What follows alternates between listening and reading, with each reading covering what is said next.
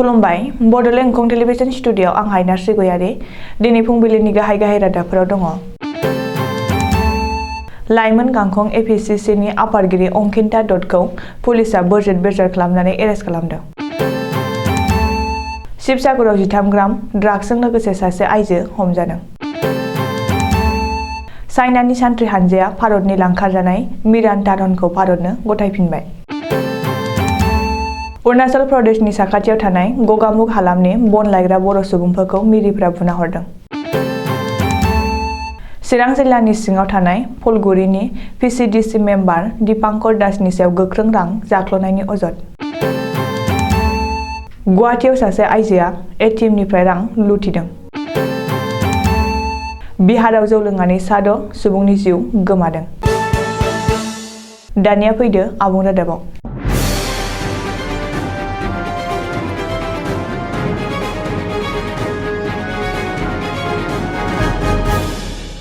गुवाहाटी राजीव भवनाव शुक्रबारखालि आसाम प्रदेश कंग्रेस कमिटिनि लाइमोन गांखं आफादगिरि अंकिता दत्तखौ बोजोर खालामनानै बसित थानानि पुलिसआ एरेस्ट खालामदों। बेनि उनाव बसित थानायाव लानानै थांदों। हमजानायनि उनाव खौरांगिरिनि सिगाङाव अंकिता दत्तआ बुंदों दि आथिखालाव आसाम प्रदेश कंग्रेस कमिटिनि लाइमोन गांखंआ नगाव पुलिसआ आसुनि मावथि एबा गोरों फरायसा कीर्ति कमल बराखौ नंखाय एनकाउन्टार खालामनायनि प्रतिबाद खालामनानै आजिरा मोननाय बिजिरगिरिनि जोहै बिजिर होनांगौ एबा जुडिशियेल एनकाउरि खालामनांगौ होननानै दाबि खालामदोंमोन आरो राजीव भवननिफ्राय कामरुप मेट्र' जिल्ला बेंगिरिनि मावख'सिम हानजा सुरनानै गोसोखांलाय होनो हाबाफारि लादोंमोन।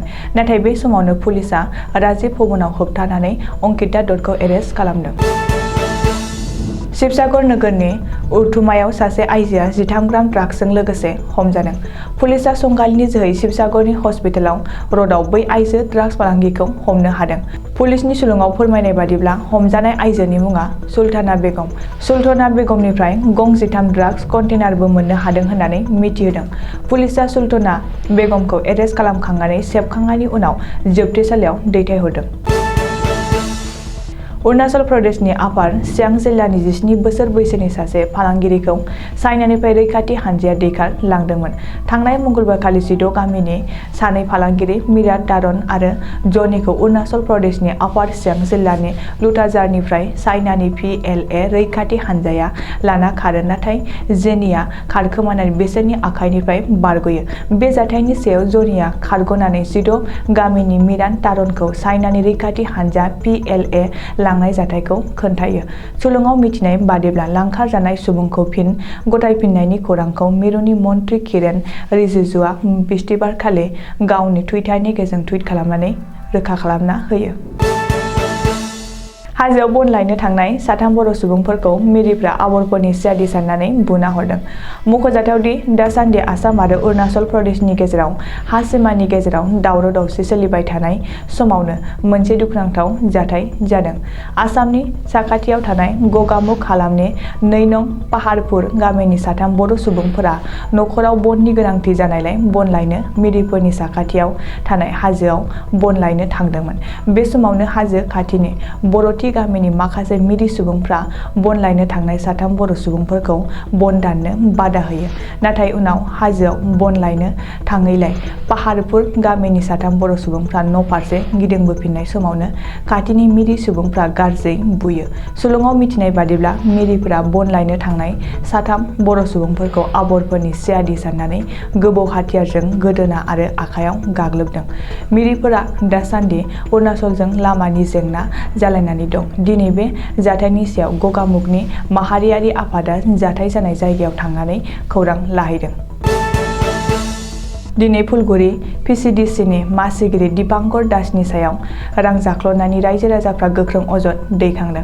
मख'जाथाव दि आसामाव जाख्ल'नाय गैयै गोजोन सरकारनि हाबाफारि मावफुंबाय थानाय समावनो चिरां जिल्लानि सिङाव थानाय फुलगुरि पिसिडिसि नि मासिगिरि दीपांकर दासआ खामानि सिगां रां बियो। नेग्रा सिकिम सेंसन जानाय खामानियाव 3 लाख रांनि खामानि जायोब्ला 50,000 खारै रां आरो IBS बिथांखिनि गरिबफोरनो हरनाय 25,000 रोजा रांखौ 5 रोजा रां बिनायनि ओनसोलनि रायजो राजाफोरजों लोगोसे फुलगुरि PCDCनि सा 23 लोगो मेम्बारफोरा दीपांकर दासनि सायाव गिखांनाय मोननानै गोख्रों अजद दैखांदों। सुलुङाव मिथिनाय बादिब्ला बे जाख्ल'नाय खामानियाव लोब्बा थानाय फुलगुरि PCDCनि चेयारमेन दीपांकर दासनि सायाव ओनसोलनि रायजो राजाफोरजों लोगोसे फुलगुरि PCDC चेयारमेनफोरा 3 घन्टा धर्ना खालामदों आरो दीपांकर बायदि जाख्ल'ग्रा मेम्बारखौ मासिनिफ्राय बोख्लायनांगौनि गोख्रों दाबि दैखांदों। गोबाव समनिफ्रायनो रां लुथिबोबाय थाग्रा सासे आइजोखौ पुलिसफोरा हमबाय। मख'जाथाव दि आइजोआ गुवाहाटीनि लटासिलनि ATM मेसिननिफ्राय 65 रोजा रांखौ लुथिगासिनो दंमोन। बे समावनो पुलिसफोरा आइजोखौ हमनो मोनो। सुलुङाव मिथिनाय बादिब्ला ATMनिफ्राय रां लुथिनाय आइजोआ गुवाहाटीनि शाहिदा बेगम होनना मिथिनाय जादों। बेनि अनगायैबो शाहिदा बेगमा गोबां ATMनिफ्राय रां लुथिग्रा सिखावफोरजों सोमोन्दो दं होनना मिथिनाय जादों आरो गोबां पुलिस थानायाव शाहिदा बेगमनि हेंथायै कमप्लेन रेजिस्टार दं होनना मिथिनाय जादों। बिहाराव जौ लोंनानै साद' सुबुंफोरा हरखाब जिउ गोमादों। मख'जाथाव दि बिहार सोरखारा जौ फाननायखौ बन्द' खालामदोंब्लाबो नाथाय माखासे मानसिफ्रा जौखौ लोंनायखौ नागाराखै। जाहोनाव गोबांनि देहायावनो गाज्रि जालांदों। सुलुङाव मिथिनाय बादिब्ला बुधबारखालि हरखाब साद' सुबुंफोरनि देहाया गाज्रि जानानै जिउ गोमादों आरो माखासेनि देहायाबो गाज्रि गोहोम गोग्लैदों। गासैखौबो देहा फाहामसालियाव जाथायनि उनाव थिसनथाय होदोंब्लाबो साद' सुबुंफ्रा जायगायावनो जिउ गोमायो। बेनि अनगायैबो सानैसो सुबुङा सिगांबो माखासे सुबुंफोरनि देहायाव गाज्रि गोहोम गोग्लैहोदोंमोन आरो 3 सुबुंफोरनि जिउ गोमादोंमोन। बिहार सोरखारा जौ फाननायखौ बन्द' खालामदों नाथाय दासिम बेनिफ्राय मोननानै जौ लोंबाय थाबोदों बेखौसो साननो गोनां जादों होननानै ओनसोलनि सुबुंफोरा बुंसोलायदों। दिनै फुंबिलिनि रादाबा एसेनोसै। गोजोन्थों।